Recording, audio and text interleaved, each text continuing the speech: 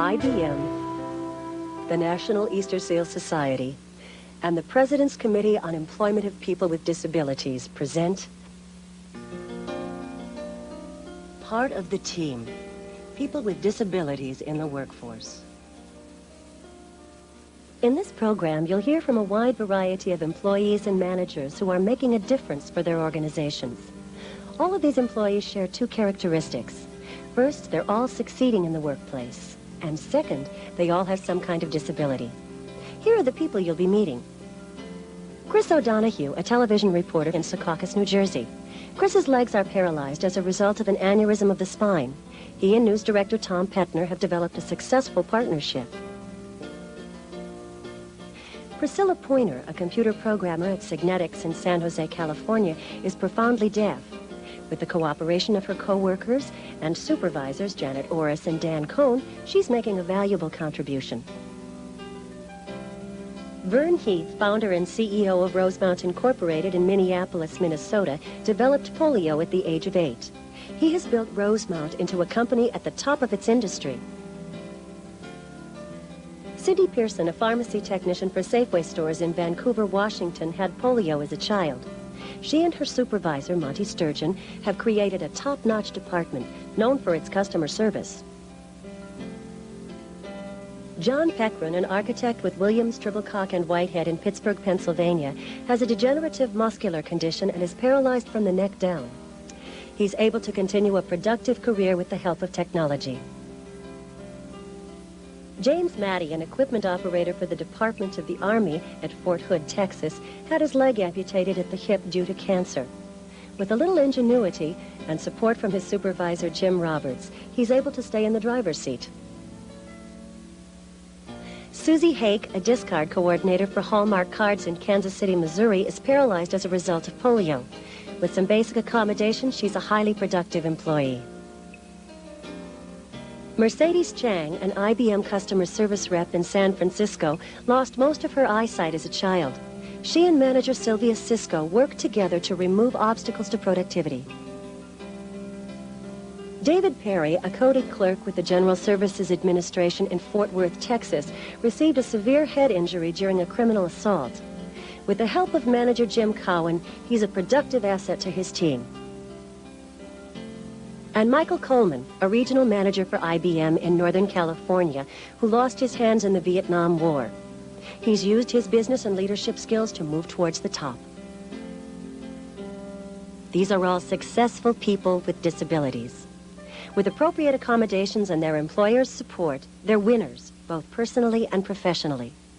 It's the healthiest thing in the world to be working, and it's a need, I think, that's extends to all humans. Most people have never been in contact with another person with a disability. It's not because they don't want to hire a person with a disability. They've never really thought about it. There's such an incredible waste, and with the shrinking working population that everybody knows is coming, baby boom is over. Due to the baby bust, the U.S. finds itself in the beginning of a severe labor shortage. Among the factors creating this shortage are a declining birth rate, a higher school dropout rate, a beleaguered education system, and more skills needed for today's jobs. The face of labor is changing dramatically in the 1990s, and these trends will carry well into the 21st century. Some predict that 80% of the people joining the 90s workforce will be women, people of color, and people with disabilities. The employer that recognizes these trends and responds to them will be ready for the future. There is an increasing need for committed workers, and people with disabilities are a significantly underutilized resource. They are our country's largest unemployed minority. Of the entire population of people with disabilities, only 18.2% are working full-time and 8.9% part-time. Nearly 73% of all people with disabilities are not working, the majority of whom can and want to work. An increasing number of employers are becoming aware of this pool of talented, yet often overlooked individuals.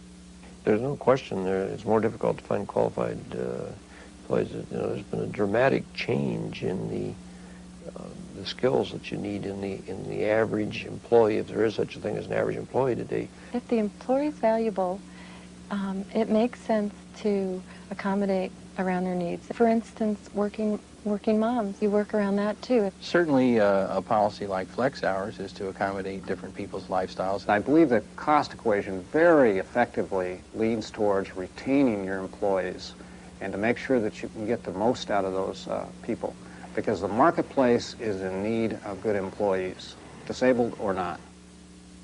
Here's how some managers work through the process of integrating a person with a disability into their organization. News director Tom Petner discusses his initial meeting with Chris O'Donoghue. I remember vividly the first day that I met Chris. It scared the hell out of me. I didn't know what to do. What do you do with somebody who's sitting in a wheelchair? Do you stand up? Do you sit down? Do you ignore the chair? Do you say, well, you know, you start moving furniture around? I mean, what's the etiquette? It was clear to me that it was my responsibility to talk about my disability frontally, to bring it up. And when I did, and it was something like, well, Tom, you must have some concerns. This must be an unusual situation for you interviewing a guy in a wheelchair for an on-camera, street-level reporter's job. And I could see a physical reaction, a relaxing in his whole body. And I really doubt if he was clearly hearing everything that went before it. Finally, after we hired Chris, after we went through the process, I thought, well, okay, it's done. You know, you hire the guy and you put him on. He goes out and just reports. You start running into a lot of things that you really never planned on. You know, it's just not say, okay, here's my list, and these are the things I'm going to need when I get to work on Monday morning. It's not the way it works. You know, you come in and you find, well, Tom, the desk, it would be helpful if you could raise it an inch. I can get my knees right under and I can get closer to my computer or whatever. Or a little modification in the vehicle, maybe a grab bar that helps me pull my weight up when it's particularly high up into the van. We're still modifying. You know, as we go along, we're discovering things. Priscilla Pointer finds that communication issues can be addressed with a positive attitude and the aid of technology. Some users seem more comfortable with me and they don't mind writing back and forth. Usually I have to let them know I'm hearing impaired and then ask them if they're willing to write in communication with me. Most of the time they say, sure, it's no problem, doesn't bother me at all. So we use instead electronic mail, which is very nice to have. As a way of improving communication with her coworkers, Priscilla took the initiative to organize classes in sign language. I felt that if I put 50% in to try and teach sign language, and I felt that I could educate people, they would do their part. So it's a two-way street.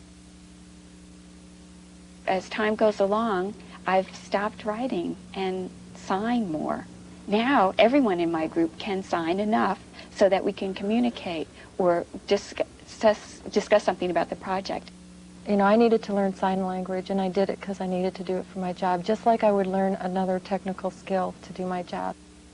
With appropriate accommodations, Cindy Pearson is able to make a major contribution to her company's success. I had never asked for any special accommodations before, and it was very difficult to ask, very. And when I went to him, he said, well, let's check into it. He said he didn't see any problem. There wasn't a lot of modifications that were done, but what makes this pharmacy very special, it was the fact that this is exactly what I needed to make this a safe and comfortable workplace for me. The investment consisted of some modifications to the pharmacy to install some railings and things and purchasing of a special chair. And then I talked to Cindy before we set the pharmacy up, and we made arrangements to arrange the stock on the shelf so it was more accessible to her. She performs very, very well, and she's the best I've ever seen at customer relations at the counter. My employers took a chance on me, and our customer count is up, the profits are up much higher than they ever projected for this pharmacy. And I believe that it's because I am here with the customer service.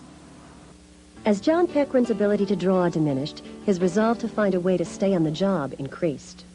When it became pretty obvious that I wasn't going to be able to draw too much longer, what I did was start looking around for ways that technology could really help me. After an exhaustive search, John learned of a system under development and participated in the process. The PC-based system responds to a beam of infrared light John manipulates by moving his head, bouncing it off a piece of reflective tape mounted on his glasses.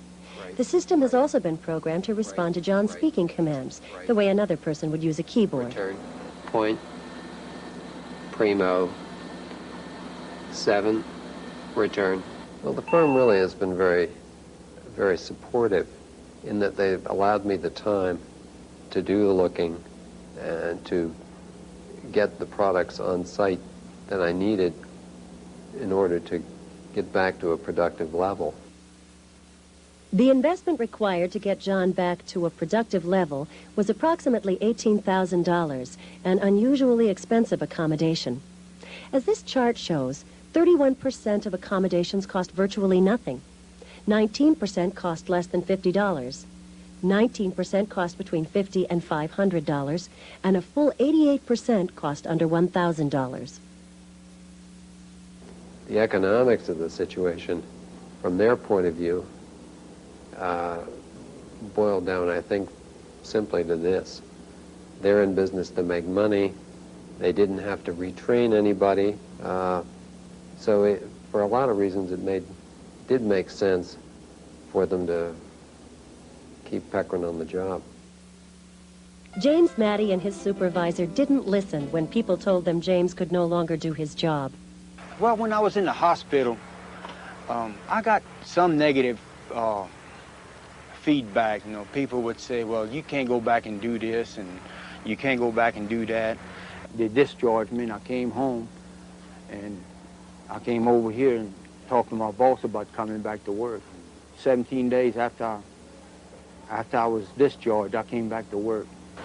And I said, well, I'll support you any way I can. I said, let's get some equipment together, and we'll modify it to where you can operate it, and we'll go from there. It was all done right here in the welding shop one morning. Showed them guys what kind of deal I wanted, and they come up and put it together for me.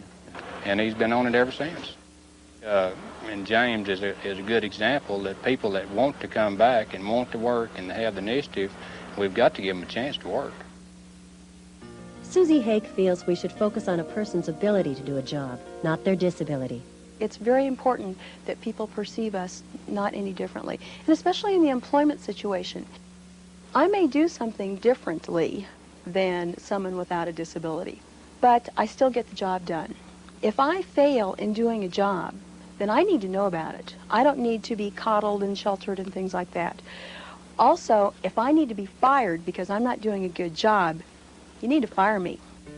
Manager Sylvia Cisco worked with Mercedes Chang to apply technology to accommodate her visual impairment.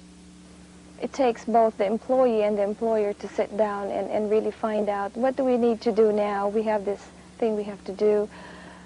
Analyze the situation and then start working on it. Mercedes utilizes an IBM PS2 with an IBM screen reader attached. She moves the cursor across the screen, and a speech synthesizer speaks the words or characters to her. Is there an alternate number? I have 946-4970 as a phone number. Is there an alternate number or a main number there? 503. With the adaptive aids that I have at work here, I don't really need to rely on people constantly. So, you know, I feel real independent. Independence is real important. We forget that she has any disability at all because she performs just like anybody else. Although David Perry's head injury didn't require his employer to make a financial investment, he does rely on some additional support from his manager and co-workers. I have a problem with my memory. It's not at all what it used to be. So some of the things the office personnel do, like help me with like making notes and helping me to keep appointments and whatnot, because I have a tendency to forget. You know, I try to treat David just like everybody else, for him to accomplish the work just like we all do, but maybe go back and follow up on some of the things, make sure they were taken care of, and that's about it. He holds his own just like everybody else in the office. I like being a productive citizen. Had I not got the help that I got, I would still be somebody's responsibility. These individuals show that people with disabilities are making a valuable contribution, and if accommodation is necessary, it's worth it. Sometimes the biggest hurdle in the accommodation process is getting started. How does one begin? The employer needs to remember that that responsibility is not only on the employer himself, it's on both the employee and the employer, because we need to solve those problems together. I think they have to understand that a manager like myself or the other companies or other managers around need help. I mean, really need help. These organizations can help employers understand what, if anything, needs to be done to accommodate a person's disability. There are also local agencies which can help in recruiting qualified individuals. You know, you learn to deal with it. You help this guy out. He tells you how to help him out. He tries to help himself out, and you try to get through the process. Everything can be worked out, you know. If you've got a motivated person who has the qualifications, the rest really is a matter of getting the right resources and talking it out with the other person. There's nothing impossible or secret or magic about this. Nothing. The employers shown here understand that hiring and accommodating people with disabilities is a smart business decision. Accommodations that we make for employees are not done in an altruistic way. I mean, you know, companies are in the business of being productive and providing service or products to their customers to be profitable. And providing accommodations to employees is just another way of ensuring that you have a viable workforce. I think that the disability needs to be considered, and the accommodations that need to be made need to be considered, but I just caution them to not underestimate the value, the worth of an individual. Cindy's benefit to us is 150% because of her attitude and her approach to things. And I think that that's developed because Cindy is who she is, not because she's a good person who happens to have a disability. I think the biggest thing that management has to sometimes get over or bring themselves to, perhaps, is the willingness to take what they perceive to be a risk. Why has this thing become so complex? If somebody comes to you that has the skills that you need, you hire them. Somebody needs to say to these managers that fear is normal. They need somebody to tell them straight out, direct, it can be done. And I'm telling you, it can be done. My advice to any manager who is considering hiring people with disabilities is to quit considering and just get on and do it.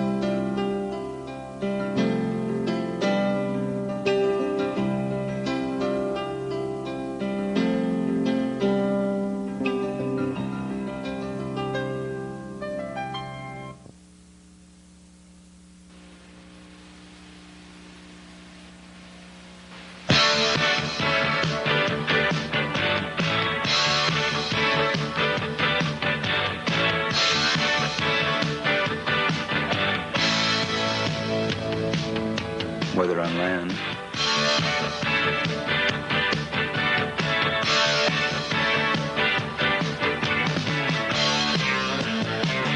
at sea,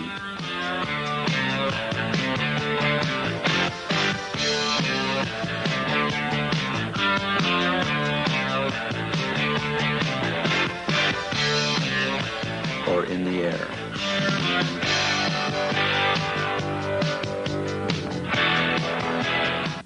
Persons with disabilities have the same desire for recreational activities as able-bodied individuals.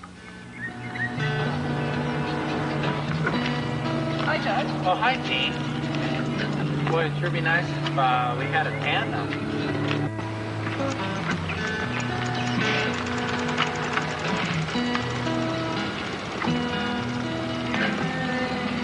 There is a special need for recreational devices which do not segregate persons with limited abilities from their family and friends.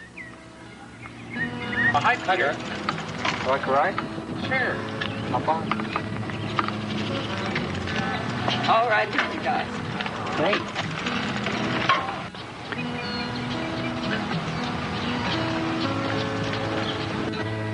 The cables, you know, have to be in tension to keep the frame right from going side to side to side, and making us lose our. Engineer and designer Peter Axelson's goal is to ensure that persons of varying physical abilities have the chance to recreate together. Side-to-side motion of the chair. Let's see. Well, we could run a bracket from right here and run a brace up through the middle to the front of the seat somewhere. That'd be a great idea. Well, the adaptation of the balanced seating concept has allowed people with varying abilities to sit in more active types of seating positions, and this has allowed a lot of people to recreate in a much more functional way than they have in the past. Rehabilitation centers tend to place an emphasis on the development of independent living skills and vocational skills, and very often the equipment and technology is available to facilitate those vocational living skills and for people to be able to live independently. However, they tend to overlook the role of recreation in everyone's life. And very often, this means developing new devices that allow people to recreate. One such new device for myself was my desire to want to return to the ski slopes again with friends. And after sitting along the sidelines for a year or two, I began to develop a downhill sit-skiing system. Peter Axelson wearing bib number 44 from Santa Cruz. The development of the Arroyo sit ski not only allowed persons of varying abilities the chance to recreate together, but also gave them the opportunity to compete in regular downhill skiing competitions.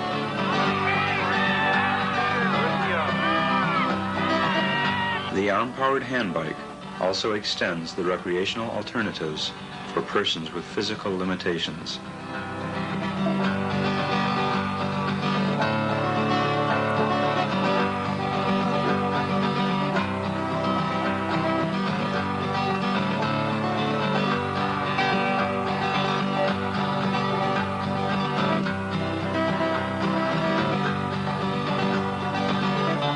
There is now even a tandem model available, so biking can be shared with family and friends. The Alexis, a computer-controlled omnidirectional wheelchair, gives persons with more severe limitations a greater freedom of mobility and access.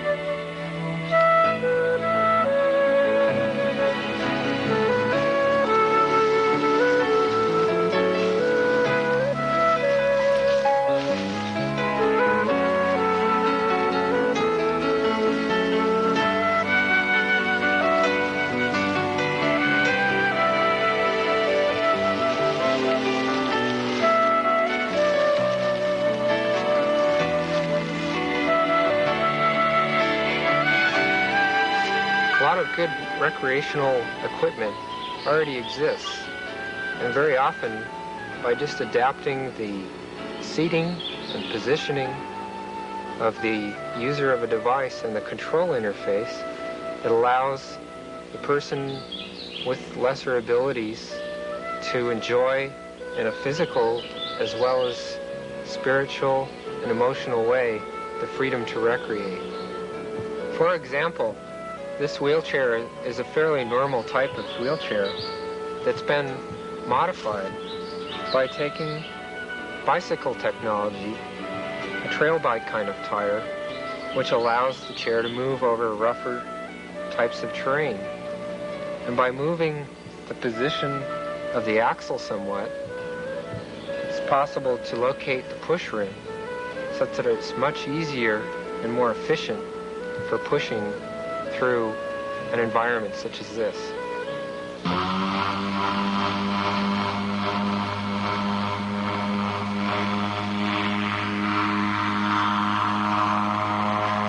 The ultralight airplane is another sporting device which has been modified to suit the user with a disability.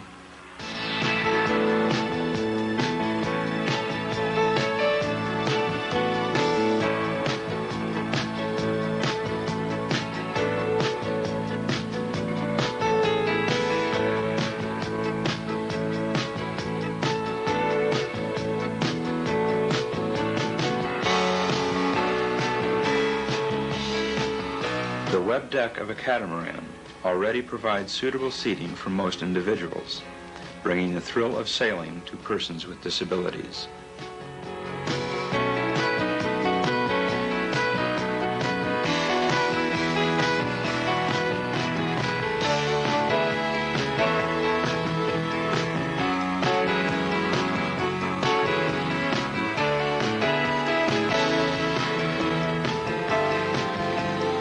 Even industrial robots have been adapted so that persons of varying abilities can play games on an equal level.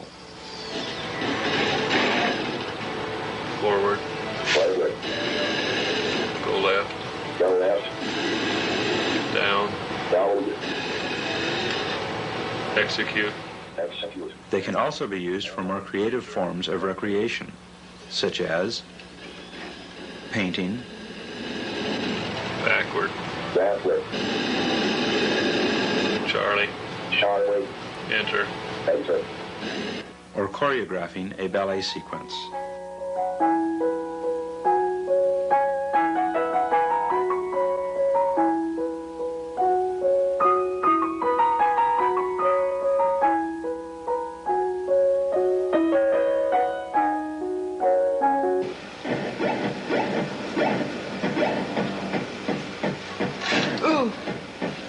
Almost. A shoulder control has been added to this video game, Ooh, get him. Get her.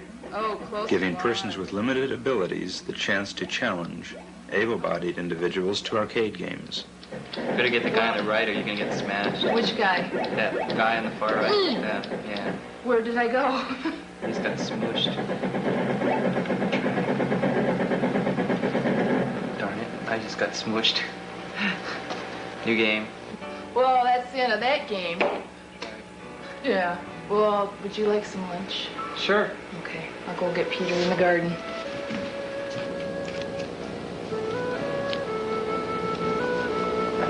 Peter?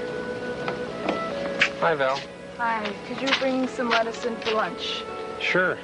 Thank Be you. glad to. Good. Need to plant some more. Simple adaptations of the environment, such as these raised gardens, are one of the largest factors in integrating persons of varying abilities.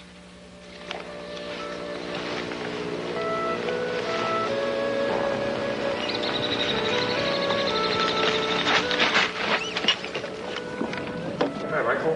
Howdy. Hi, I'm a yes. The lettuce. Oh, it looks great.